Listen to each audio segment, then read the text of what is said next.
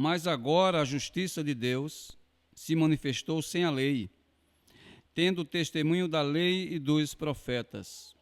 A justiça de Deus, que é pela fé em Jesus Cristo, para todos e sobre todos os que creem, porque não há diferença, porque todos pecaram e estão privados da glória de Deus, sendo justificados livremente pela sua graça através da redenção que há em Jesus Cristo, a quem Deus estabeleceu para ser a sua propiciação, através da fé no seu sangue, para declarar a sua justiça pela remissão dos pecados, que são passados na paciência de Deus. Para declarar, eu digo, a sua justiça, este tempo, para que ele seja justo e justificador daquele que crê em Jesus. 27. Onde está, então, a vanglória? É excluída por qual lei? Das obras? Não, mas pela lei da fé. Portanto, concluímos que o homem é justificado pela fé sem as obras da lei. E ele somente Deus dos judeus? Não, ele também é dos gentios. Sim, também dos gentios. Visto que é um só Deus, que justifica a circuncisão pela fé e a incircuncisão por meio da fé. Anulamos, então, a lei pela fé? De modo algum. Antes, estabelecemos a lei. Justo e eterno Deus, Pai de nosso Senhor e Salvador Jesus Cristo, te glorificamos, Senhor, em nossos corpos, através também da nossa fraqueza, Senhor, a tua força, Pai.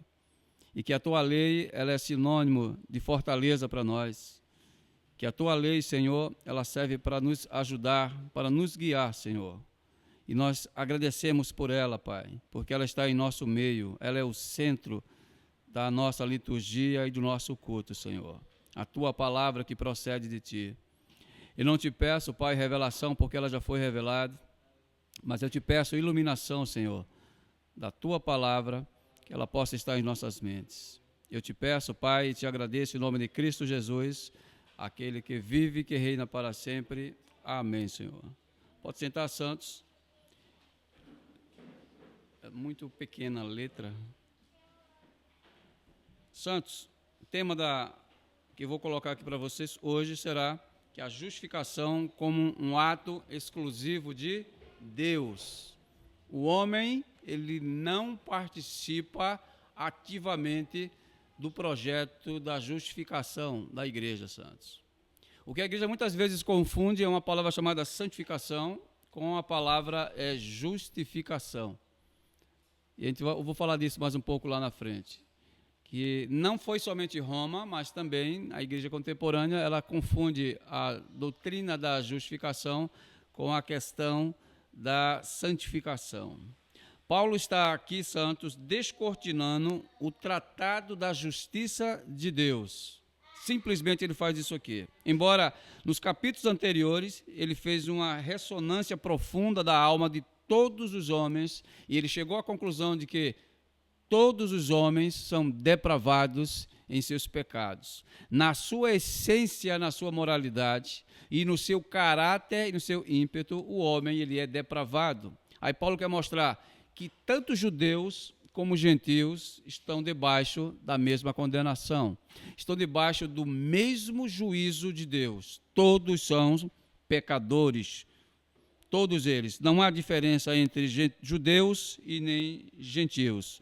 Todos são servos do pecado. E eles estão aqui mergulhados por completo numa degradação moral, santos. Quando você diz assim, moral, ele quer dizer que na sua essência, nas partes mais íntimas do ser humano, no seu mais fundo conceito, eles estão depravados diante de Deus. Então, nessa imoralidade, que a Bíblia chama de depravação, de uma forma inerente, quer dizer que nenhum homem pode se auto-justificar diante de Deus. As melhores obras que nós possamos realizar, elas são sujeitas à sujeira diante de Deus. Deus não aceita nada pela metade. Deus trabalha 100%, queridos, para salvar o pecador. o retorno para Deus é 100%, queridos. Já que nós não podemos contribuir com Deus 100%, então Deus teve que providenciar um ato de justiça, um ato de justificação para salvar o pecador miserável. Aí Paulo agora ele avança mais um pouco e coloca os santos de frente para a cruz de Cristo. É o único jeito de salvar pecadores, é a cruz de Cristo, mostrando que toda a miséria é embutida no mais profundo depósito do ser humano.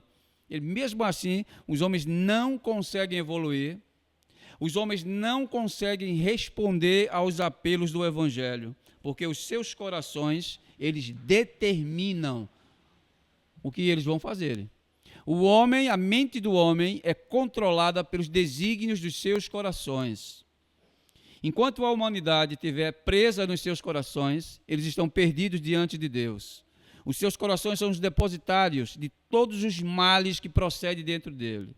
E isto é a realidade do ser humano. Quando você observa um ser humano mais bom que ele tenha, que ele possa ser, ele ainda é corrupto e depravado diante de Deus. Não existe um ser humano que possa escapar desse estado de miséria que eles estão embutidos dentro deles. E com o resultado desse depositário, o homem é descrito moralmente como depravados em seus pecados e delitos.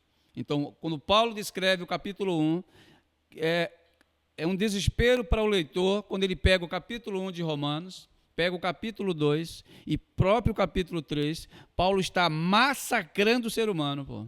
Isso é necessário, irmãos, porque nós temos que colocarmos o homem dentro do seu patamar. O que é que a teologia contemporânea faz? Ela tira o homem desse patamar e coloca ele numa esfera que ela não pode colocá-lo.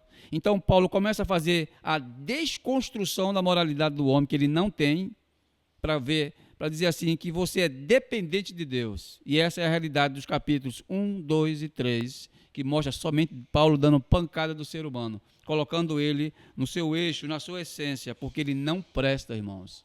O ser humano, ele não presta diante de Deus. São controlados por seus desejos mais íntimos e que os leva, de fato, a um afastamento bilateral do seu Criador. Por que ele é afastado de Deus? Porque dentro dele a essência é de afastamento.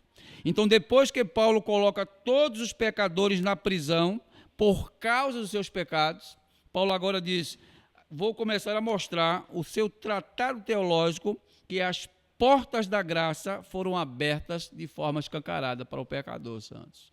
Então ele diz que vocês não merecem, vocês não podem, porque são miseráveis em seus pecados e práticas, santos. Mas também agora, do capítulo 4, em frente, ele vai mostrar que existe uma palavra graça que foi derramada também para esses pecadores miseráveis que eu estou vendo eles aqui na minha frente, que somos todos nós.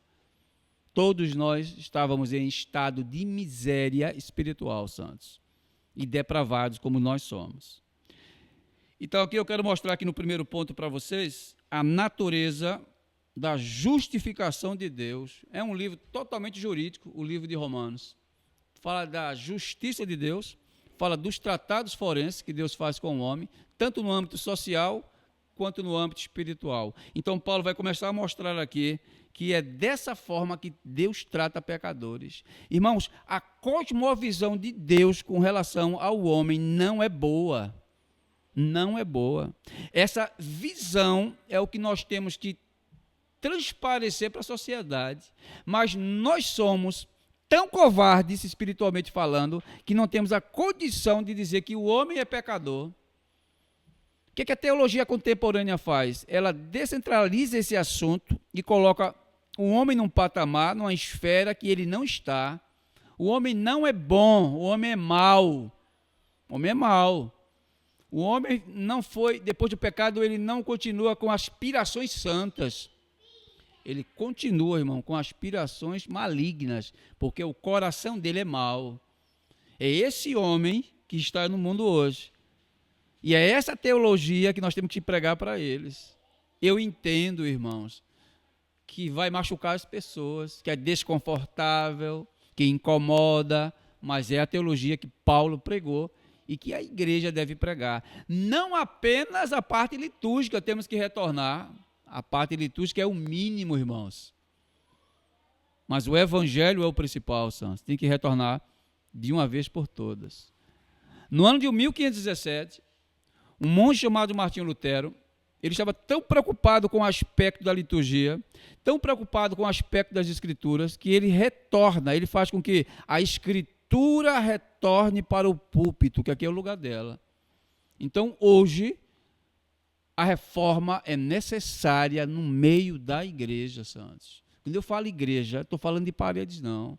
Eu estou falando de cada um de nós, que essa doutrina ela tem que voltar a respirar dentro da sociedade, porque ela está sendo sufocada pelas heresias e pela covardia dos crentes que não têm condições de pregar a doutrina da justificação pela fé.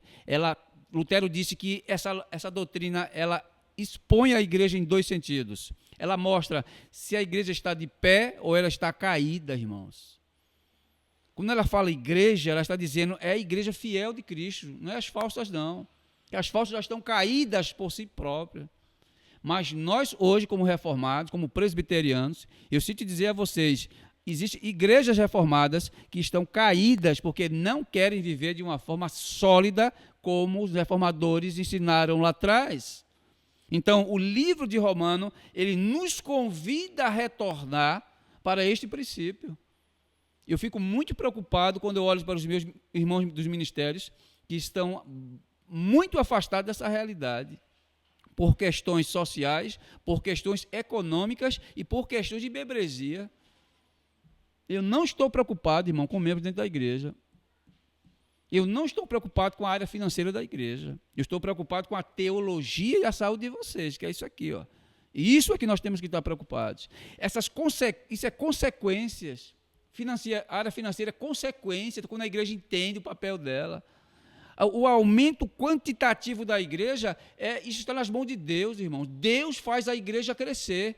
Eu não estou preocupado, não. Eu gostaria que tivesse mais pessoas, mas eu não posso estar preocupado com essas coisas, porque o crescimento quantitativo e qualitativo procede das mãos de Deus. Então, eu não estou preocupado com isso. Agora, eu estou preocupado aqui com o quê? Com a saúde espiritual de vocês. Com a saúde espiritual de vocês. Então, isso é o mais importante. Então, aqui Paulo mostra que tanto judeus quanto gentios estão debaixo das garras atômicas do pecado. E quando ela segura, irmãos, ela não solta mais o pecador. Ele não tem como respirar diante da sociedade. Ele não tem como ver Deus. Ele não tem como respirar Deus. Porque o pecado mata. Ele estrilaça o homem de uma forma brutal. Então, o primeiro ponto que eu quero dizer aqui, Santos, o que significa a justificação pela fé? Vendo vídeos pela internet, a gente observa que cada pessoa ela traz um conceito diferente de justificação, irmãos. A gente falou bastante ontem aqui em duas palavrinhas. Falamos de questão de etimologia e conceito que nós temos que aprendermos a ter. Enquanto a igreja não entender que ela tem que ela precisa aprender a ter conceito, irmãos, então ela não consegue avançar. A Igreja Católica ela tem um conceito diferenciado do que é justificação. As igrejas reformadas, dentro das próprias igrejas reformadas, existe diferenciação de conceitos sobre a doutrina da justificação pela fé. Dentro do pentecostalismo, eu nem falo mais, que eles não conhecem o que é isso de fato. E dentro do neopentecostalismo, eu nem vou entrar nessas esferas, porque aí é que o bicho pega, e não conhece mesmo. Mas quando nós voltamos a olhar para nós reformados, observamos que o tratado da justiça de Deus não é apenas teológico, irmãos. Ele não pode apenas ficar em minha mente. Ele tem que descer para o gerador, que é os nossos corações, onde repousa toda a nossa essência. Existem as palavras que eu sempre falo para vocês, vou continuar falando essas coisas.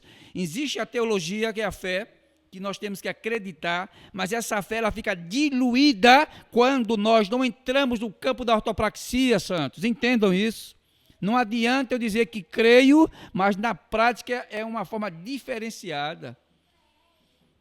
Totalmente diferenciada, queridos. Quando Paulo fala da doutrina da justificação, ele está dizendo, é uma coisa que vocês não poderiam fazer, que Deus fez por vocês. Então, esse ato que eu não posso fazer e Deus fez por mim, irmãos, eu tenho que ficar grato a Deus para sempre. para sempre. Eu tenho que ficar gratos ao Senhor. Então, o que significa aqui, santos? Que precisamos, como servos, definirmos esses conceitos e que esse conceito é de supra importância para nós como quê? Como igreja. Como igreja. Então, e o que significa a justificação que Paulo tanto aborda aqui? Paulo gastou a prática aqui dos capítulos, praticamente capítulo 3, capítulo 4, capítulo 5, só para falar desse tema, irmão. Veja que, como ele estava preocupado. Gastou quase 4 capítulos para falar de um tema apenas. Por quê? Os judeus não entendiam o que era justificação. Porque se os judeus, que eram possuidores dos oráculos de Deus, eles que tinham uma mente bastante evoluída com relação à doutrina, eles tinham que saber que a justiça de Deus não trabalha com obras. Deus não trabalha com obras humanas para declarar uma pessoa justa ou justificada. Aí vocês vão entender por que ele não trabalha com pessoas para realizar obras, irmãos. Ele não pode fazer isso, não. Ou seja, poder pode, não deve fazer isso. É o ato pelo qual Deus justifica pecadores caídos em quê? Em pecados e delitos. A justificação não é um processo de santificação, queridos, mas é um ato instantâneo e gracioso. Não confundamos justificação, que é um processo único, com o processo de santificação, que é um processo contínuo a vida toda. Eu não posso confundir esses dois atos. É um ato instantâneo e gracioso de Deus. A santificação é diferente da justificação. Os dois podem andarem juntos, mas não confundam, santos. Justiça de Deus, o ato de justificar, com o ato de separar, que é o ato da santificação. As duas palavras são totalmente distintas uma da outra. Por incrível que pareça, os reformadores lá atrás confundiam os dois termos. Não esses dois termos, mas confundiam novo nascimento, a palavra novo nascimento, eles confundiam. Novo nascimento é uma coisa, conversão é outra coisa, é totalmente diferente. Um procede do outro, mas eu não posso dizer que um ato de conversão é um ato do novo nascimento. Então, muitas das vezes, os reformadores, quando trocavam ideias teológicas lá atrás, ele começava falando de novo nascimento, depois acabava com conversão. Se você não entendesse o que ele estava falando, estava pensando que ele estava falando de dois assuntos diferentes, mas ele estava falando de um único assunto, santos. A conversão, ela é produto do novo nascimento. Não posso nascer espiritualmente, eu não posso ter a conversão em estágio primeiro, que é isso que o arminiano crê, que primeiro o indivíduo crê, para depois ele nascer. Como é que pode um negócio desse? A ordem natural é diferente, queridos. Existe a ordem natural moral, existe a ordem espiritual, e as duas se semelham. Em que sentido? Primeiro, Deus dá o novo nascimento. É uma coisa orgânica e natural. A criança, quando ela está no ventre da mãe, o que é que acontece com ela? Socialmente falando, ela não é contada como um ser vivente, porque ela não saiu ainda da barriga da mãe. É tanto que quando ela sai, a primeira coisa que o hospital faz, sabe qual é? Qual é que o hospital faz? Registrar a criança, ela é um ser vivo, é um ser moral. É um ser moral. Agora ela passa a ser alguma coisa, porque ela nasceu. E quando ela nasce, as coisas subsequentes caem sobre elas. Da mesma forma, Jesus pegou o Nicodemos e disse: Nicodemos não tinha entendido nada. Porventura eu tenho que voltar para o ventre da minha mãe? A palavra ali, irmãos, não é essa. Quando Jesus está tratando com Nicodemos do novo nascimento, simplesmente ele está dizendo: Nicodemos, tu tem que voltar ao princípio e fazer tudo de novo. Novo nascimento ali é isso. Não é voltar para a barriga da tua mãe, não. Você vai voltar para o início. Conversão é isso, é mudança. E vai fazer tudo de forma correta. Isso é o princípio do novo nascimento. Não é tentar voltar para o ventre da mãe. Então, tanto o nascimento espiritual quanto o nascimento natural têm as mesmas bases. As mesmas bases. E os irmãos lá de trás, muitas das vezes, quando ele pega o tratado de teologia, eles falavam dessa forma. Pega a teologia de Luiz Berkoff, pega a teologia de Charles Roger, pega a teologia de Bavinck, Para você ver, é os mesmos linguajares. No passado, eles falavam de um assunto mesclando com outro. E estavam dizendo que era a mesma coisa, queridos. Não é, santos, não é. Não pode ser, não. Eu discordo totalmente, meus irmãos, com esse ponto, nesse ponto. Mas os outros pontos, normalmente, estão corretíssimos. Isso diz a teologia. Teologia sistemática não explica, irmãos. O papel da teologia sistemática é apenas um. É expor o texto. Ela não explica, ela não foi chamada para isso. Agora, quem que explica? A teologia bíblica. É o papel da teologia bíblica explicar. O papel da teologia sistemática, expor os fatos. Ela vai expor. Ela não vai dizer se é isso, que é aquilo. Ela vai expor os fatos. Mas a teologia bíblica, o papel dela, fundamental, hermeneuticamente falando, é explicar os textos. Isso é o papel dela. Então, quando você lê um livro de teologia sistemática, não fique preocupado, viu? Que muitas das vezes ele não consegue explicar. Ele vai ficar girando e não consegue explicar. Porque tem muitas coisas que não tem explicação ali. Mas o trabalho dela é esse. Então, quando nós olhamos aqui o que Paulo está fazendo, Paulo está tratando aqui de um assunto de supra importância para a igreja. E por incrível que pareça, quando eu entrei na área reformada, foi o primeiro tópico que eu me agarrei, foi justificação, a doutrina da justificação. Aquilo me incomodou tanto, porque eu achava que a minha pessoa poderia contribuir para o projeto de salvação de Deus. E quando eu escutei pela primeira vez que eu não posso participar, aquilo foi um choque, né? Isso é claro, todo pentecostal ele leva o choque, porque ele estava acostumado em cooperar com Deus. Não é pecado você contribuir com Deus, não, santos. Agora você tem que entender quando, como e onde eu posso entrar nessa esfera. Depois eu posso contribuir com Deus. Antes não, pô. Antes não tem condições de você contribuir com Deus, porque você está morto. Um morto não fala, um morto não vê, um morto não apalpa. Um morto, ele não sente Deus. Paulo, quando coloca a palavra mortificado, foi perfeitamente, meu irmão. Não mude, viu? Nós não podemos adulterar a coisa, não. A palavra é correta. Mortificados, ou seja, todos os órgãos, todas as faculdades estão mortas diante de Deus. É por isso que o miserável, Deus tem que justificar ele, pô. É por isso que Deus teve que entrar no processo de encarnação para poder justificar o pecador, porque ele não conseguiu fazer isso. Então aqui nós temos justificação mesclado com santificação, que aqui é o ato instantâneo e gracioso de Deus que ele faz com pecadores, o ato da justiça. A santificação é diferente da justificação. A santificação é um tratado piedoso que dura a vida toda, irmãos. Toda a sua vida é baseada em santificação, santos. Ela produz piedade na vida dos santos. É uma palavra que também foi perdida no meio reformado. Eu só vejo uma pessoa no meio reformado que bate na tecla sobre piedade, piedade, piedade. E ele fala demais sobre piedade. Mas uma boa parte da igreja reformada, ela perdeu também o conceito do que significa um homem piedoso.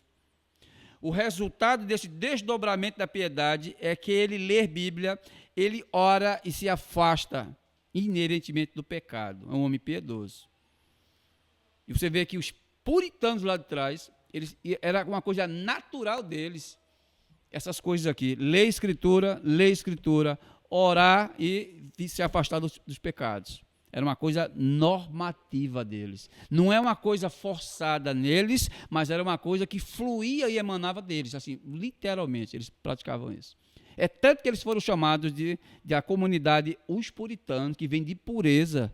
Eles viviam, de fato, afastados do pecado e a vida deles era uma vida de leitura constante. Isso é aspecto de uma pessoa piedosa, irmãos.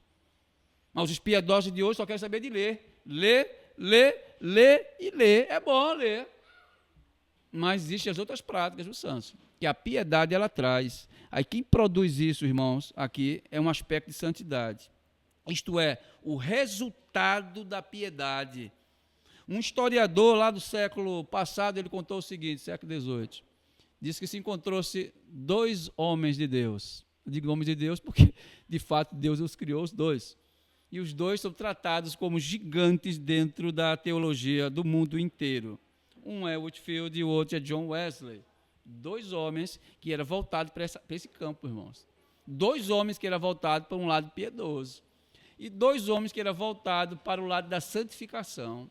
E o historiador conta o seguinte, que Whitefield, perguntaram ao Whitefield sobre o seguinte: o que você acha de Wesley, irmão? Ele responde: eu nunca vi um homem tão piedoso feito Wesley. Isso quem disse foi Whitefield. Ele fala que este homem tem um aspecto de piedade que eu nunca encontrei em outro homem. Assim ele disse. Ele disse: o meu desejo é que Wesley pregue no meu funeral. Isso aconteceu, irmãos? Aconteceu, santos. Não é profecia não, viu?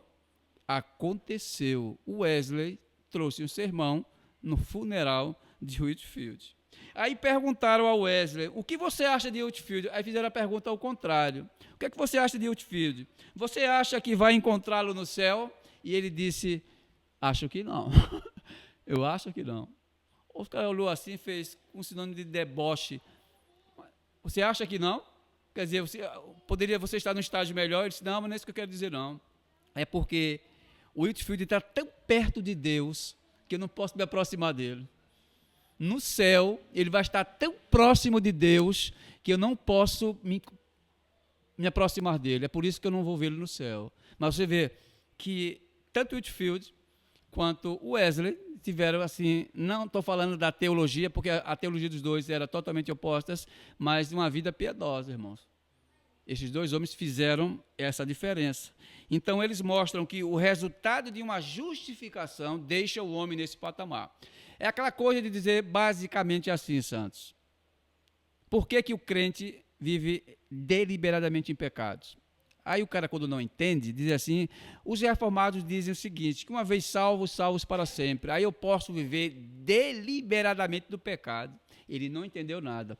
Nem o reformado, que vive na prática do pecado, e nem o outro que está acusando o reformado, que diz que uma vez salvos, salvos para sempre. É verdade. Uma vez salvos, salvos eternamente. O que é que o arminiano talvez ele não compreendeu? Porque ele não entendeu a teologia da redenção. Ele não entendeu a doutrina da justificação. E o reformado, que era para dar uma explicação melhor, tanto na prática quanto na teologia, ele não conseguiu viver o evangelho corretamente. Porque a Bíblia nos diz, irmãos, ela orienta e mostra que um verdadeiro homem justificado, ele não vive devoto ao pecado. Aí Paulo, quando escreve em Efésios 1:4, ele vai dizer isso, santos. Temos que ter uma vida santa e uma vida irrepreensível. A palavra grega, quando descreve irrepreensível, quer dizer que é um homem que é escravo da piedade, um homem que odeia o pecado, um homem que tem nojo de uma vida que é contrária aos padrões morais de Deus. Isso é um homem piedoso. Aí quando o arminiano diz que isso não é verdade, ele está contrariando as Escrituras. Agora, talvez o que possa acontecer? Uma pessoa que está no meio da igreja, que não é uma ovelha, é um bode, que está berrando dentro da igreja, e está com uma prática deliberada dessa nojenta de pecados, que defronta contra a santidade de Deus. Aí quando nós olhamos para uma alma imunda dessa, o que acontece? Esse homem não é crente não, pô. Esse é um imundo, é um bode que está dentro da igreja, que está difamando o evangelho. Um homem, quando senta numa cadeira dessa, ele está ocupando a cadeira de um crente, é melhor que ele saia, pô. Ele está ocupando a cadeira de um eleito de Deus, santos. Então isso não é um tratado de justificação. Deus justifica o pecador. Agora entenda, irmão, o tratado de justificação não coloca o homem no estado de piedade. Não coloca, não misture, viu? Ele não coloca, santos. O que coloca é a santidade. Deus faz isso com o pecador. Mas o tratado de justificação não melhora a tua condição moral. Se tu tem uma mente imunda ainda como crente, vai continuar com a mente imunda, porque o tratado de justiça de Deus não vai fazer isso com você, não. Se você tem pouco conhecimento de Deus e não quer crescer em graça e conhecimento, o tratado não muda você, rapaz. Porque ele não foi feito para isso. Veja, cada estrutura orgânica que Deus fez na ordem salute, ela tem um objetivo, rapaz. Tem um objetivo. Cada parte que Deus fez tem um componente para o crente. São vários membros para formar um corpo, mas esses membros, cada um com uma finalidade diferente. E a justiça de Deus é uma delas. O processo de santificação tem eleitos que conseguirão ser mais parecidos com Jesus do que outros. Você pode ver que tem crente que olha assim, esse irmão, ele parece muito com Cristo. Quando eu falo não fisicamente, mas moralmente falando. E tem crente que é totalmente relapso, totalmente afastado, irmão. Quando olha para ele, não tem nada a ver com aquilo que a gente professa. Mas é crente. Aí você vê a diferenciação de graus, tanto para mais quanto para menos. Isso não é verdade, irmãos? É verdade. Tem pessoas que são mais parecidas com Cristo e tem outras que são menos parecidas com Cristo. O que nós temos que ter, irmãos, é a ganância de nos parecermos cada vez mais com Jesus Cristo. Viu? E essa seria a evolução da igreja, parecidos com Cristo. Então, nesse ponto, a igreja deixa a desejar. Então, nesse processo de santificação, que tem eleitos que vão chegar nesse patamar, a justificação, ela não tem isso. Todos nós somos iguais diante de Deus. Todos nós somos iguais no tratado da justiça de Deus. Deus, da mesma forma que justifica um negro, justifica um branco, rapaz. Da mesma forma que Deus justifica o branco, dá bênçãos a ele da justificação, o negro também recebe. O rico e o pobre, da mesma forma. Os dois são iguais, não tem cores, etnia, não existe isso não, para Deus não. O feio e o bonito recebem da mesma forma. O pobre e o rico, da mesma forma. Não muda. O inteligente, o leigo, da mesma forma. A justiça abraça os dois, da mesma forma. Então eu entendo que a justificação é um ato instantâneo, não é progressivo e alcança todos os santos. Os crentes do Antigo Testamento e os novatos estão no mesmo equilíbrio da justificação de Deus. Não existe ninguém melhor do que ninguém, porque o ato é contínuo, não, é instantâneo, Deus justifica o pecador. Aí quando eu não entendo qual é o processo de justificação, eu posso até confundir que um é melhor do que o outro. Na igreja, no corpo de Cristo, irmão, ninguém é melhor do que ninguém. O ministro não é melhor do que o membro, nem o membro é melhor do que o ministro, porque os dois foram comprados pelo mesmo sangue, os dois foram separados pelo mesmo processo de santificação e os dois passaram pelo mesmo tratado de justiça entre os dois. Não há melhor do que o outro. O que é que tem diferenciação? Posições e ofícios. Cargos é diferente, mas nesses termos, ninguém é melhor do que ninguém. Não há grau de superioridade nem de inferioridade entre eles, como tem na santificação. Como a justiça ela é aplicada ao crente, santos? Como ela é aplicada? Até para evangelizar, vocês têm que conhecer essas coisas, para evangelizar as pessoas. Para um meio de evangelização, eu tenho que conhecer o ensinamento sobre a justiça de Deus. Como Deus aplica isso? Vocês poderiam me dizer assim, um juiz, humanamente e judicialmente falando, não pode justificar um ser injusto, meu irmão. Humanamente falando, santos. Seria desconfortável dizer assim, que um juiz, ele trata uma pessoa injusta como justa. Isso não pode ser, santos. Não pode ser. Nós sabemos que muitos são justificados. Por exemplo, como o nosso querido e amado presidente Luiz Inácio Lula da Silva. Não é uma prática dele, queridos? Ele foi justificado? Mesmo querendo ou não, ele foi justificado. Com várias instâncias, ele foi declarado, podemos dizer, inocente. Não foi na prática, ou não foi na lei, mas foi na prática. A lei não disse que ele foi justificado, mas na prática foi que ele foi liberto, participou de eleições e ganhou o nosso querido Lula. Então ele foi, de fato, passou pelo tratado forense, ou seja, um injusto que recebe de um juiz justo uma pena, é uma coisa totalmente desconfortável para uma pessoa dizer assim, como é possível que um juiz justo vá dar tratado de inocência para uma pessoa que é injusta, feito ele fez. Então, quando nós olhamos com os nossos olhares, observamos, é impossível que isso possa acontecer. É tanto que a sociedade ficou dividida, né, irmãos? Até os lulistas concordaram em dizer que ele deveria ser preso. Ele não podia ser solto, porque onde há fumaça, há fogo, irmãos. Pode ter certeza disso. E ele foi culpado. Em todas as instâncias foi condenado. Todas elas, eles foram condenados. Então, ele, humanamente falando, ele passa pelo processo forense. Em que sentido? Foi inocentado, foi justificado na prática por uma pessoa que é justa. Por que eu falo justo? Bom, porque o nosso corpo de juízes eu considero como justo, viu? Se eles estão fazendo tramóia por debaixo dos panos, aí é com eles. Então, nós entendemos que aqueles homens são justos para tratar as nossas questões. Então, eles agiram de uma forma incoerente. Agora, Deus, como justifica o pecador, Santos? Porventura, não seria errado justificar uma pessoa injusta, Santos, na prática?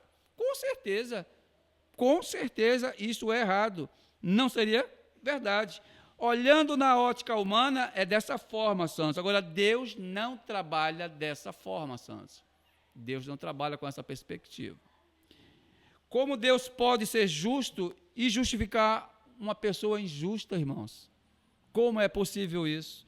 Porque não é justo o justo justificar um injusto. Não pode, irmãos.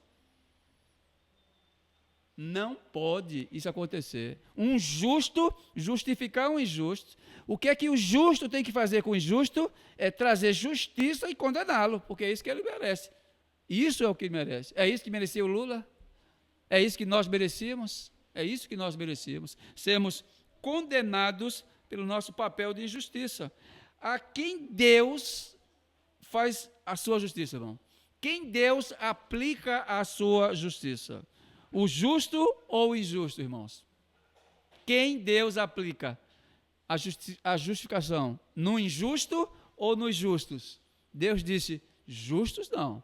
Eu aplico a justiça nos injustos.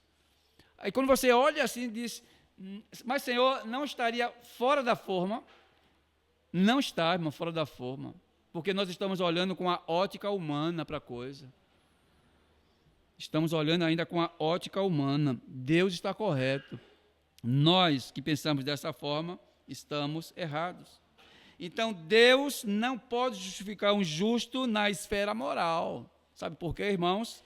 Mas Ele pode apenas fazer o quê? Aplicar no injusto. Porque não há pessoas justas, moralmente falando, na esfera moral. Não tem ninguém justo aqui na terra. Mas, Clécio, a Bíblia diz que José era um homem justo diante de Deus. Moralmente falando, sim, irmãos. Mas Deus, quando pesa isso, Ele não pesa da mesma forma que nós pesamos. Uma pessoa, quando está dando alimentos para o outro, você diz assim, ele está praticando as boas obras. Não está não, Santos. Tem nada a ver com as boas obras. As boas obras, elas emanam de dentro do coração para glorificar a Deus, Santos. Não é essas obras que nós fazemos aí de caridade. As pessoas acham que é grande coisa fazer uma caridade. É não. Eu vou atravessar uma velhinha agora no sinal. Quem fica irritado é os carros, porque ela anda bem devagarzinho, né? Aí eu peguei o bracinho da velha e atravessei. Olha que boa obra. Isso é um dever moralmente de todo ser humano fazer isso, rapaz. Isso não tem nada a ver com boas obras, não. Isso é um tratado moral que as pessoas perderam. Está ali o metrô, a cadeira está lá o assento dizendo, a placa, preferencial. Aí aquele jovem faz que está dormindo, eu fico invocado, faz que está dormindo dentro do metrô para não dar cadeira para o velhinho. Uma grávida. Quando um se levanta, vai dizer, que boa obra ele fez. Não fez boa obra coisa nenhuma. Não é boa obra, não. É uma coisa normativa que ele tem que fazer. Como um ser moral, ele tem que fazer isso. Perdemos a moralidade, rapaz. Perdemos. A essência moral a gente perdeu. Muitas vezes, quando eu estou na rua, eu faço pessoas desconhecidas. Bom dia, boa tarde, boa noite. Olha assim, todos, por que ele faz isso? Coisa normal, de cumprimentar as pessoas. Não é preciso você conhecê-las, não, porque a coisa foi deteriorando cada vez mais. São coisas normativas que acontecem. Aí nós perdemos essa essência. Então, isso foi o que foi perdido, santos. Então, nesse tratado que Deus faz aqui, santos, que é essa moral de José, José é um homem moral, ele tinha a parte da sua justiça com relação ao quê? A práticas humanas. Outro, o Jó, campeão nesse aspecto, mas não era justo diante de Deus, não. A justiça quer dizer o seguinte, que por si próprio, a conduta moral dele com relação aos bens espirituais, ele não tem isso aí não, santos. Ele não consegue alcançar esse patamar, não. Agora, se ele alcançar esse patamar, aí sim, ele é um homem justo diante de Deus. Somente um homem tem essas condições morais, tanto na esfera física, quanto na esfera atemporal, espiritual, metafísica, que foi Jesus Cristo. O restante tem não. Então, quando nós praticamos alguns bens que parecem ser grande coisa, a sociedade fica espantada. Ser um homem bom, não, a alma imunda, rapaz. O que ele está praticando é coisa semelhante. Semelhante, é coisa pequena. Mas que nós somos tão ignorantes com esse aspecto, que achamos que é coisas boas. Aí essa prática ficou uma prática intrinsecada dentro da sociedade. Quando as pessoas fazem isso, homens bons. Somos bons não, nós não prestamos. Essa é a realidade. Com relação ao bem espiritual, irmãos. Mas com as práticas seculares, somos bons, viu? Então, certa vez perguntaram aqui a Cristo, né, com respeito a isso. Aí Paulo pega o recorte, ele picota isso de Jesus, aqui em Romanos 3:10, que diz, como está escrito, não há nenhum justo, não tem um sequer. Isso é o que Paulo está dizendo no capítulo 3 e no verso 10. Ele está dizendo, não existe homem justo diante de Deus. A justificação aplicada em vocês não fazem de vocês justos, como a teologia romana ensina. Ele faz vocês justificados pelas bobagens que vocês fizeram e pelas bobagens que nosso pai federal fez, o homem chamado Adão. Por causa de Adão, nós estamos nessa decadência aqui, santos. Precisando usar um óculos, precisando usar um aparelho aqui auditivo. Então, por causa do pecado. Então, nessa esfera, foi o presente que Adão nos deu. Aí Paulo, quando abre o leco da doutrina, ele disse, não há um justo sequer. Um miserável você não vai achar justo, porque não tem, santos. Então, se não tem, então Deus não pode justificar pessoas moralmente boas, porque não existe ninguém bom diante de Deus, santos. Aí quando Jesus chega e diz que eu não vim para os sãos e vim para os doentes, é nesse aspecto. Jesus ele não veio dar salvação a pessoas justas, por dois motivos, irmãos. Primeiro, não há justos na terra. Não tem justos nenhum na terra, santos. Então, como é que ele ia dar isso? E segundo, salvação para Deus é um ato de glória. Deus, se eu pudesse usar uma palavra em termos humanos, o orgulho, dizer assim, que ele só quer a glória para ele. A glória pertence a ele. Todas essas façanhas pertencem a ele. Ele não reparte sua glória com ninguém. Tu já imaginou se o homem puder chegar diante do juízo final e dizer assim, um homem justo da terra, um homem bom, como foi que tu fosse salvo? Ele ia dizer, por mim mesmo, porque eu sou justo, eu pratico as boas obras, eu sou um homem voltado para Deus, eu obedeço o evangelho, eu sou um homem de oração, eu pratico jejum, eu dou o dízimo, eu me afasto do pecado, e tudo é verdade. Ele fazia tudo isso mesmo. Mas não podemos mostrar que ele é dessa forma em relação à salvação de Deus.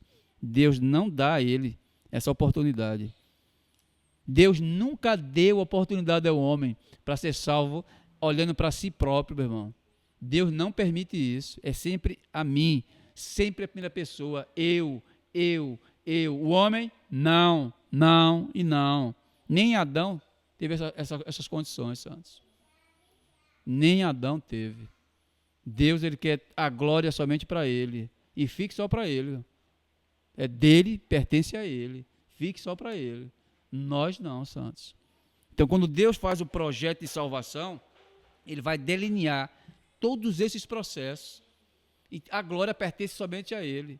Aí, quando Paulo mostra aqui as condições dos judeus, que estava relutando ainda contra essa esfera, dizia assim, que eu posso ser salvo, que eu mereço ser salvo. Irmãos, é um pecado gravíssimo quando um ser humano diz isso, que eu mereço salvação. Ele está contradizendo todo o tratado de justiça. Deus vai presentear o pecador por aquilo que ele faz, ou por aquilo que foi herdado para ele. O que é que ele merece, irmãos? Uma criança, quando nasce, acabou de nascer uma criança, ela já é inclinada ao mal, ela já merece inferno. A criança, o bebê. Por quê? Porque é uma transgressora da lei de Deus. Por causa do pecado federal de Adão, ela já nasce com o pecado original, e quando ela cresce, tem entendimento das coisas, ela já começa a ferir a lei de Deus. Então ela já merece inferno. Ela não pode ser justificada. Fui para uma ceia, irmãos. Eu fui convidado, e na ceia, a igreja presbiteriana, rosas. Eu acho que eu já falei para vocês. Se eu não já falei, né? Rosas. Eu não entendia, né? Eu achei que era até festa de alguma coisa na igreja, né? E estava dando rosas do batismo. Ou seja, a criança era batizada e o pai ganhava uma rosa. Agora, uma rosa branca, nunca tinha visto uma rosa branca, muito bonita. E assim, eu falando, e disse, qual é o significado da rosa? Aí o presbítero fez, quando for batizado, fala o seguinte: tu batiza e dá uma rosa dessa ao pai da criança. Eu disse, certo, mas por que isso? Ele fez, você vai dizer para a igreja que essa criança era inocente diante de Deus. Aí eu dei a risada, né? Ele disse, faz isso não, rapaz. Tu tá me dizendo que esses bebês nojentos que estão aqui na minha frente, isso é inocente, é? Tu sabe me dizer por que esses bebês vão passar pela água? Sabe me dizer por que eles vão passar pela água? É porque eles são sujos, vão se lavar agora. São pecaminosos, rapaz. Você está confundindo o aspecto do bebê com a essência que ele tem. Se eu der uma rosa aos pais dessa criança, eu estou desfigurando tudo aquilo que eu estou falando aqui. Não existe rosa branca não, rapaz. Eu estou dizendo que a criança ela é pecadora, por isso que ela vai passar pelo batismo. Agora, se ela não passa pelo batismo, sim, ela poderia dizer assim, ela tem algo diferente que nós não temos. Rapaz, a tradição presbiteriana foi perdida, rapaz. Foi perdida. E um homem desse vai dizer, presbítero, chega, deu uma dor aqui na minha costela, quando ele disse que era presbítero da igreja. Eu dei uma dor, que foi uma facada. Você nunca foi presbítero dessa forma, querido. Zele pela doutrina. O que é que a doutrina dispõe, irmão, sobre isso? Que a criança, quando ela nasce, ela tem que passar pelo processo de justificação. A criança, quando nasce, é pecadora. Ela não vai se tornar pecadora, como os arminianos creem. Quando chegar no perfil de 8 anos, da idade da razão, ela se transforma numa pecadora. E é mutante, é? Ela é mutante? Não, ela não é mutante, ela já nasceu pecadora, rapaz. Porque nós temos um costume de massagear ego as pessoas, para não ferir as pessoas. Não pode, rapaz, você tem que falar a verdade. Aqui, a minha filha, quando nasceu, e o meu filho, quando nasceu, 2 pecadores. Coloquei os 2 aqui nas minhas mãos, mas estava ciente que os 2 são pecadores, meus filhos. Tem que passar pelo processo de justiça, tem que passar pelo processo do novo nascimento, tem que passar pelo processo de transformação dos 2. É fora da minha alçada, eu não posso fazer isso não. Então o que é que Paulo está dizendo aqui, Santos? Que nós somos transgressores e precisamos de fato desse fator de Deus. Então quando Jesus disse, não são os que têm saúde que precisam de médico, mas sim os doentes. Eu não vim chamar justos, mas pecadores, que somos nós. Cristo falou isso. Eu tenho que repetir, eu tenho que comer e vomitar aquilo que Jesus diz. Eu não posso comer não, ficar lá dentro de mim, eu tenho que colocar para fora, rapaz. É um dos pecados da igreja, que não quer falar a verdade, porque vai massagear, vai magoar as pessoas que estão lá fora. Eu estou cheio de inimigos lá dentro, cheio de inimigos, por causa disso que eu falo. Aí diz, você fala demais, Clécio. É bom que eu falo demais, tem que falar. Enquanto eu estiver vivo, eu tenho que falar.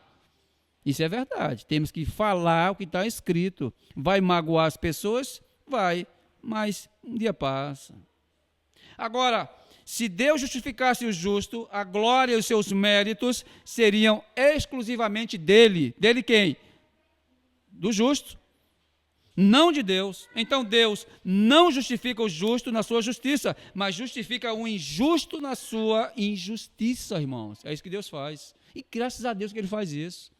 Quando nós olhamos para os nossos interiores e vemos que a podridão que nós éramos, a condição que nós estávamos, é para glorificar a Deus pelas nossas práticas, que nós ofendíamos a Deus com as nossas vidas.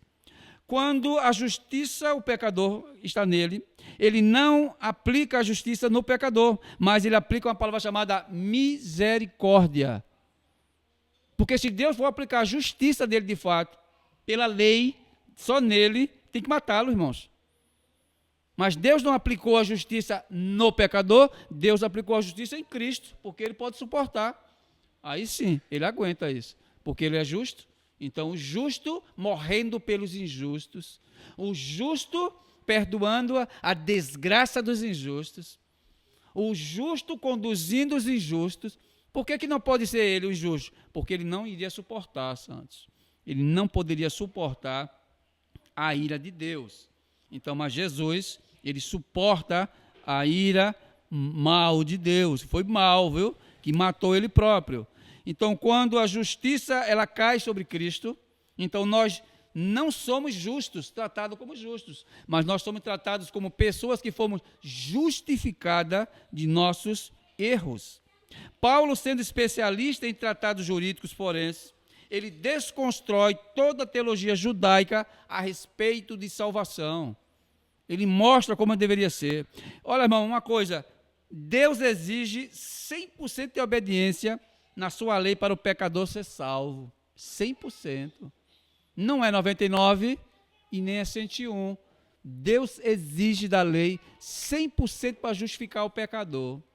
Então isso é uma cobrança da lei, santos. Não pode passar disso daí. Então Deus, ele nem diminui e nem aumenta as suas porcentagens. Continua a mesma. Deus é imutável, irmãos. O cristianismo é mutável. Os cristãos são mutáveis, são mutáveis. Agora, um aspecto da mutação é os judeus, que eles não mudam, meu irmão. Não mudam. O judeu sai da Judéia, vem com a sua identidade aqui, ó. Aqui ele é judeu. As práticas de lá ele traz para cá. Os cristãos são diferentes. É cristão aqui, mas por causa da pressão externa da sociedade, eles deixam de ser cristãos. Não confessam, vivem de pecados, se escondem. Crente 007, se é crente da igreja, não é fora. Não consegue mostrar sua identidade. Nesse aspecto, Deus dá um banho em nós. Tem uma identidade deles, irmão. Não muda não. Pode estar onde for, não muda. Sou judeu e acabou. Vai morrer judeu. O cristão não. Ele não consegue permanecer sua identidade. Não é todos, né? Mas não consegue, irmão. Então, nesse aspecto aqui, irmãos, Deus ele é imutável. Ele não muda por qualquer força externa. Deus não compadece das pessoas como nós nos compadecemos. Quando olhamos para um bebê, a gente se compadece dele, pô. Dá uma reviravolta dentro, a gente consegue fazer com um bebê uma coisa com um bebê que a gente faz com um adulto. Deus não faz isso não, não tem isso não. Do mesmo jeito que ele pega um adulto, ele pega a criança. Pô. Não muda, ele não tem isso não. Implacável Deus, pô. Implacável. Quando ele quer trazer juízo, ele não quer saber se é criança, se é velho, não, ele vai passar o ferro em cima de todos eles. Desça para Sodoma e Gomorra, acabe com todo o sopro de vida que tem naquele lugar, viu? Tinha criança ali? Oxe, milhares de crianças. Levaram enxofre até não aguentar mais, viu? Todos foram exterminados. Rei Saul, quando entrar lá naquela terra daqueles malditos, matem todos eles, passe a espada, passe o cerol neles. O rei vacilou, né? Ele apopou o gado, né? Disse, olha, deixasse o gado aí, está contente não, viu? Passa, rapaz, a espada em tudo. Quando ele disser que mate todos eles. A cosmovisão que Deus tem é diferente da minha e da tua. Totalmente diferenciada. Então aqui nós vemos isso. Salvação é exigência de 100%.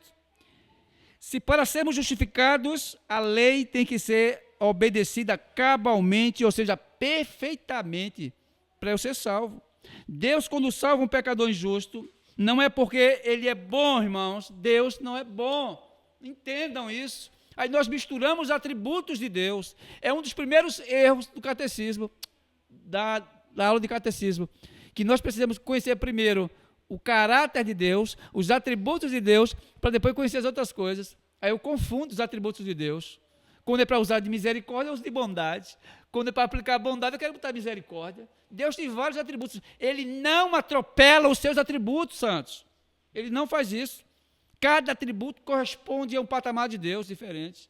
Deus não vai usar de bondade quando ele tem que usar justiça. Tratar de salvação é justiça, não é bondade não. Não confunda não. Se fosse por bondade, tinha arrumadinho com Deus. Eu vou salvar esse, não vou salvar aquele. Porque eu gosto mais desse, não gosto daquele. Mas no tratado de justiça não é aplicado dessa forma, irmão. É a justiça que prevalece de Deus. Aí eu tenho que entender isso. Quando ele diz, ó, é 100% para salvar os pecadores. 100%. Sempre foi assim, irmãos. 100%. Quando o animal era entregue no Antigo Testamento, o que é que acontecia? O sacerdote pegava o animal e fazia assim, ele apalpava ele. Ó. Tem defeito? Tem não. Ó. É macho? É. Saudável? É. Pronto, esse já serve. Viu? Perfeito, 100% o animal. Se levasse um animal troncho ou uma fêmea, não aceitava o rito, irmão. O sacerdote, quando ele entrava no templo em pecados, ele não estava 100%. O que acontecia com ele? Deus matava ele, consumia a vida dele na hora. Ele passava pelo rito da purificação antes de entrar no templo, porque tinha que ser 100% tratado. Deus não aceita, não. É por isso que Jesus é 100% homem e 100% Deus. É por isso que a salvação foi perfeita, porque ele é 100%. Deus não aceita nada pela metade, não. Quem aceita são os comerciantes. Deus não aceita nada pela metade. Então, esse atributo de bondade que está dentro de Deus, ele é aplicado na raça humana em outras circunstâncias. Então, esse pensamento contrário de como o homem poderia ser justificado, estava sendo pregado pelo monge chamado Pelágio.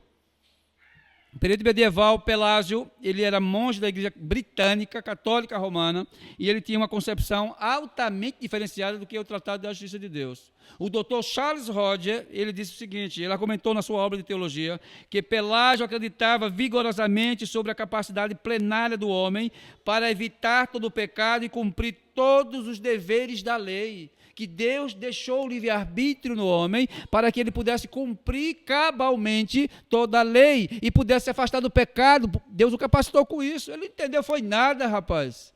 Entendeu nada não. Pelágio era doido. Não dava nada de teologia não. Louco a sua teologia. Aí, hoje a igreja contemporânea repete o pelagianismo achando que é arminianismo. Deus quisera que a igreja fosse arminiana, clássica. Deus quisera que esse povo fosse arminiano, porque Armínio era reformado em boa parte dos textos. O que nós temos hoje é uma roupagem de Armínio com o interior de Pelágio, rapaz. Uma brincadeira sadia que a gente fez na empresa. Fred, nosso irmão Fred, ele trouxe um biscoito muito engraçado. Ele, engraçadinho ele. Veio trazer um biscoito e veio me oferecer. Aí teve lá Pelágio. Eu disse, o sabor da heresia. Olha para ele. Sabor da heresia. Pelágio foi um monge totalmente depravado na doutrina.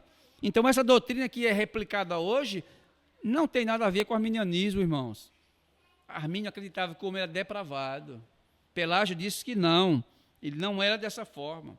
Então, esse desvio doutrinário reina hoje nas atuais igrejas, que onde devemos batalhar, irmãos, pela fé, para fazer uma desconstrução desse ensinamento. A justificação pode ser compreendida da seguinte forma, santos. Quando uma pessoa é justificada, quando é aprovada diante de Deus, como isenta da culpa proveniente do pecado e seu merecido castigo. Isso aí é verdade. E como que, possuindo essa justiça pertencente a ela, a qual qualifica a receber o galardão da vida eterna, mas sabendo que todas essas qualidades não repousam no pecador, viu? Repousa em Cristo. Cristo na cruz capacitou ao pecador para se aproximar de Deus. Se Cristo não faz isso, se a cruz não faz isso, ele continuava fora de Deus. A justiça de Deus repousa em Cristo. Então, o homem não é santo na sua parte inerente, o homem não é justo nos seus órgãos, na sua moral. Ele é justificado, santos, pelaquilo que Cristo fez. Quando a teologia contemporânea vê de uma figura diferente, porque eu tenho que ser fiel a Cristo. A Bíblia nunca disse isso, meu irmão, para ser salvo. Para ser salvo, não, meu irmão. Aí quando eu entendo a justificação de uma forma, a cruz de cabeça para baixo, é assim. A cruz de cabeça para cima está dizendo que Cristo me justifica. A cruz de cabeça para baixo está dizendo que eu me justifico. Porque eu sou obediente, eu não obedeço às práticas do mundo, eu me afasto do pecado, eu sou fiel na igreja, eu não falto culto, eu jejuo, eu oro, eu dou dízimo, eu faço isso, eu faço aquilo. Qual é o resultado final disso, irmãos? É que Deus me deve salvação pelaquilo que eu pratico. E Deus deve salvação para ninguém. Então é por isso que as obras não podem balancear na balança da justiça de Deus, porque essas obras não servem para tentar justificar o pecador, queridos. Elas não podem ser balanceadas, elas não podem ser colocadas. A base central da justificação do pecador não se encontra no próprio pecador. Nele não, queridos. A base dessa justificação chamamos de justiça de Cristo. Bote Cristo na frente. É Ele o responsável por todo o projeto de salvação. Ou seja, a obra perfeita chama-se Jesus Cristo. É isso que a reforma tentou trazer lá atrás. Foi isso que disseram que a doutrina ela retornaria para o púlpito da igreja. Cristo ele retorna para o púlpito da igreja nesse sentido, que a doutrina fiel ela é resgatada. Deus imputa, ou seja, ele coloca de uma forma sobrenatural essa justiça em seu Filho, e ela reposa em nós. E é por essa justiça imputada a nós, que Eduardo diz que nada mais significa do que ser a justiça de Cristo, aceita por nós e admitida em lugar daquela justiça perfeita e inerente que deveria estar em nós. É isso que ele vai dizer. Porque se a obra não fosse feita, a imputação não era dada. O que é imputar, irmãos? É acreditar, colocar algo na tua conta que tu não merece. É como se chegasse um belo dia, amanhã de segunda-feira, quando eu fosse abrir o aplicativo do Bradesco, estava lá vários zeros na conta. O que foi que eu fiz para colocar tanto zero na minha conta? Algum louco colocou na tua conta aí. Algum louco colocou na tua conta vários zeros na tua conta, milhões. Que eu mereci fazer isso? Não mereci nada, mas foi colocada dessa forma. Se Cristo sofreu por nós a penalidade da lei em nosso lugar, queridos, então segue-se que o seu sofrimento, essa penalidade nos é imputada, ou seja, é aceita em nosso favor. É quando Deus olha, Ele não olha para vocês. Quando Deus olha, Ele está olhando para Cristo, para a justiça de Cristo. Ele olha para Cristo. Não é para vocês não. Porque as nossas obras não servem para nada. É por isso que Paulo, quando faz a epístola aos Efésios, ele diz que, Efésios 2 e 5, ele diz que não pode ser por obras, para que o homem não se glorifique. Não pode ser tratado por meio de obras. Quem vive de obras é a doutrina espírita, irmãos. O protestantismo não vive de obras, não. A igreja vive por meio de fé. E nem a fé salva, viu? Fé não salva, não. Fé é um produto da salvação. Quem justifica o pecador é Cristo. Tudo é Cristo. Solas Christus, é Ele que faz a justiça do homem. A fé é um resultado inerente que Deus colocou em mim. E por que a Bíblia diz que a fé salva? Ela é um testemunho interno do que você acredita. Deus infunde na tua mente o ensino, rapaz, que é o segundo estudo que a gente vai dar aqui sobre livre-arbítrio.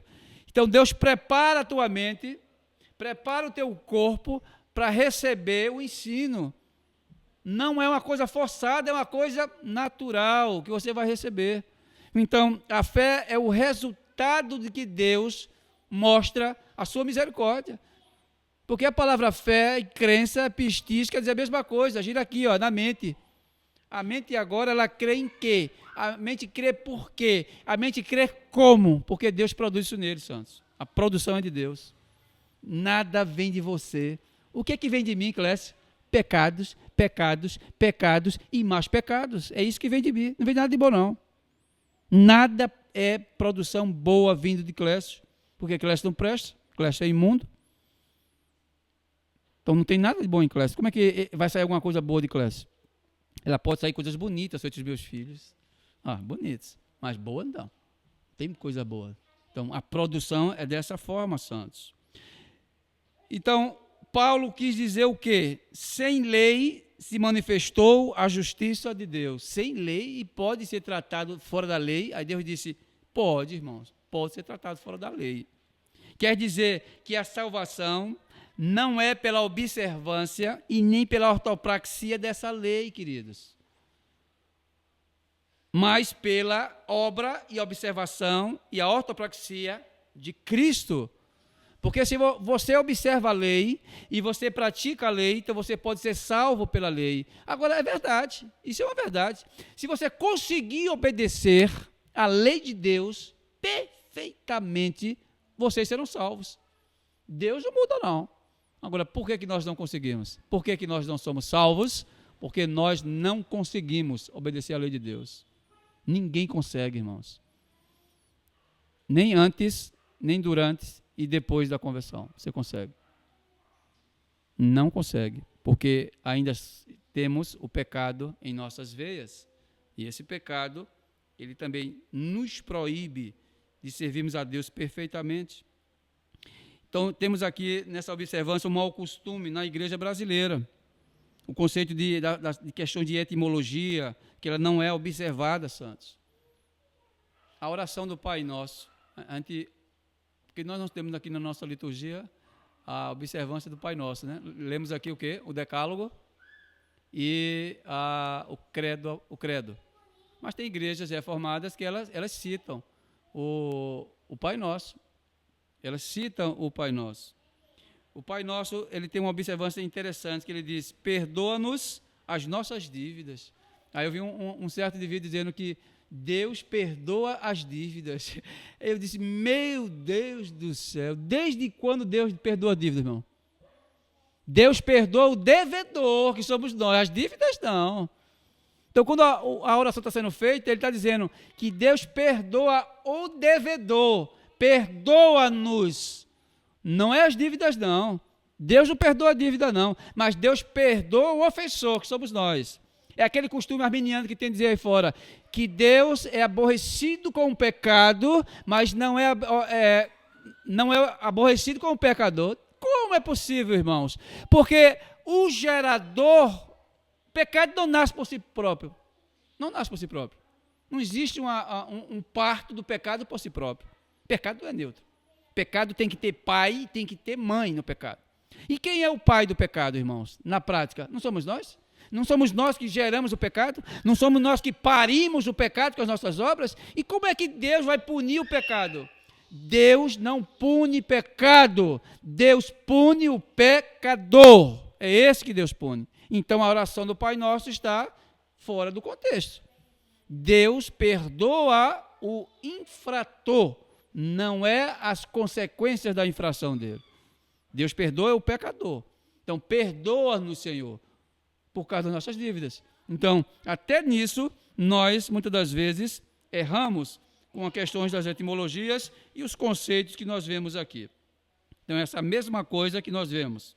Outro erro crasso é imaginar que a base meritória para a justificação não é a fé. Eu sou salvo por causa da fé. Você não é salvo por causa da fé, Santos. Não tem nada a ver com isso não, Santos. A fé, como eu disse, ele é o resultado na vida do pecador, Santos. A fé é um elemento da salvação. Como justificação, como regeneração, como eleição, predestinação, os elementos que Deus usa, internos e elementos externos.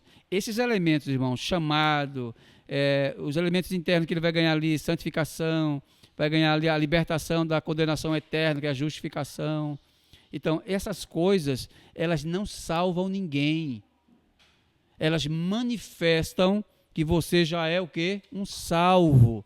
É para isso que eles foram criados.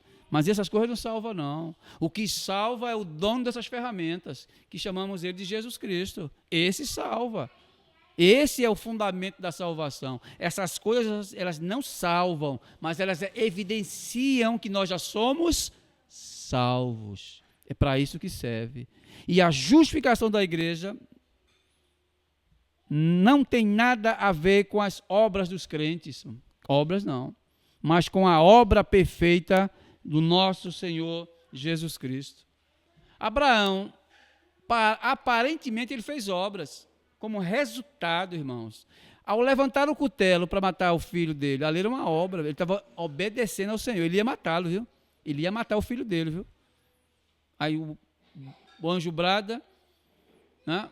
Deus prende um cordeirinho perto dele, você vai, troca agora, tira o teu menino e bota ele, mata e oferece a mim, mas ele ia matar o filho dele, pô.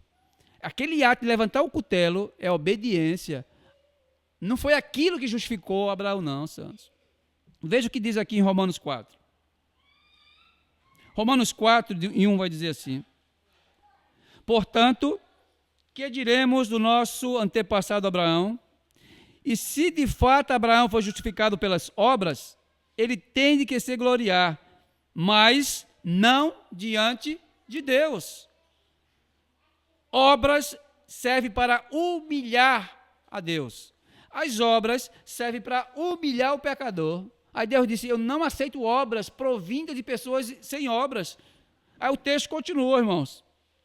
E o que diz a Escritura, versículo 3? Abraão creu em Deus e isso foi creditado como justiça. Aí a pancada vem no 4.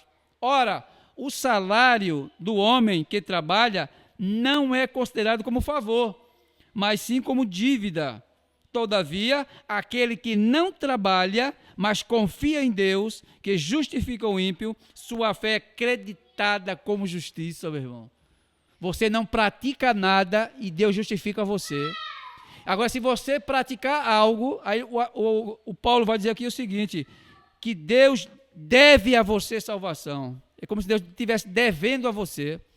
Então, é considerado como dívida. Então, Deus não deve nada a nós.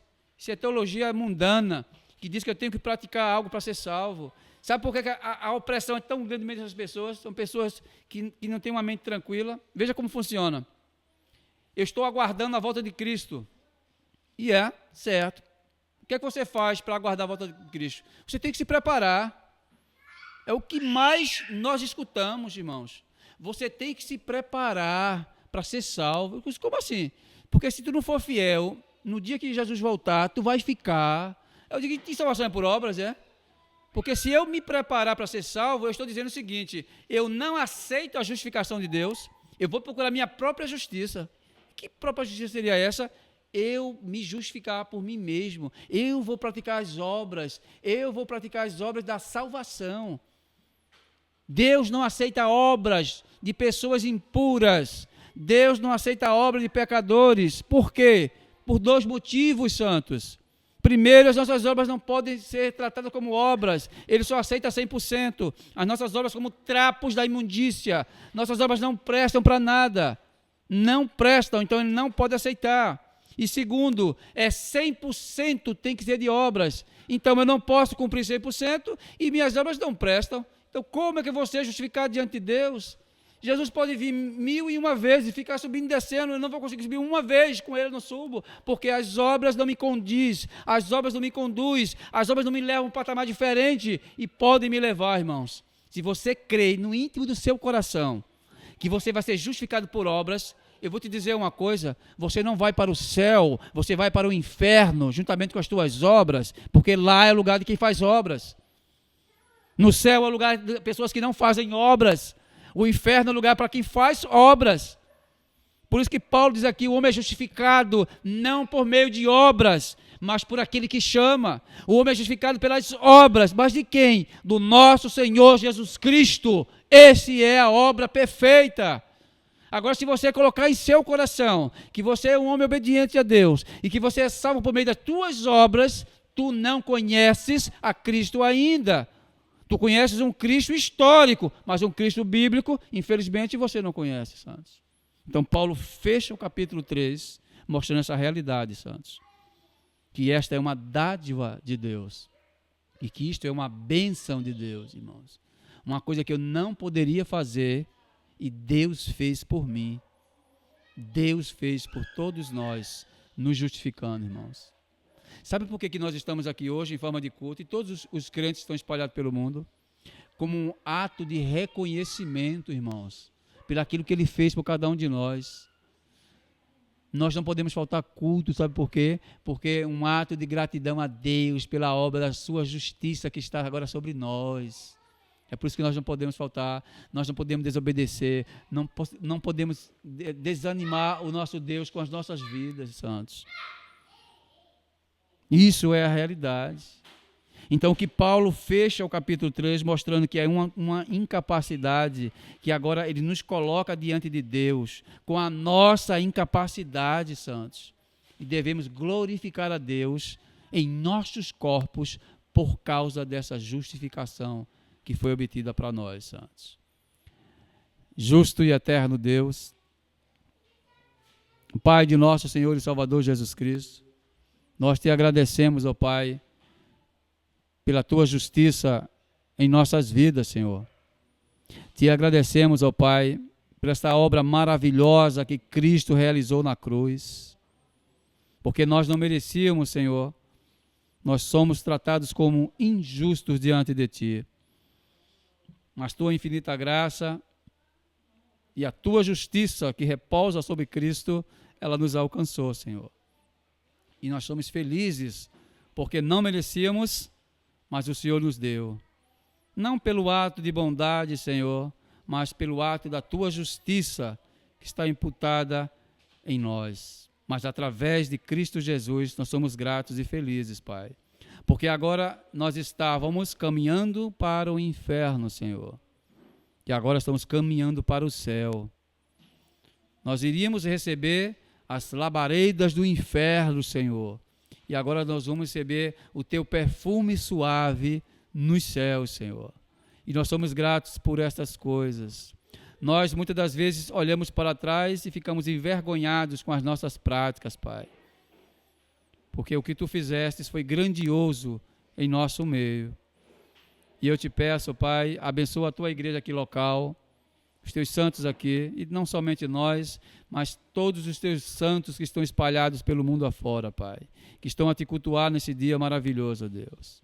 Eu te peço e te agradeço, em nome de Cristo Jesus. Amém, Senhor. Queridos,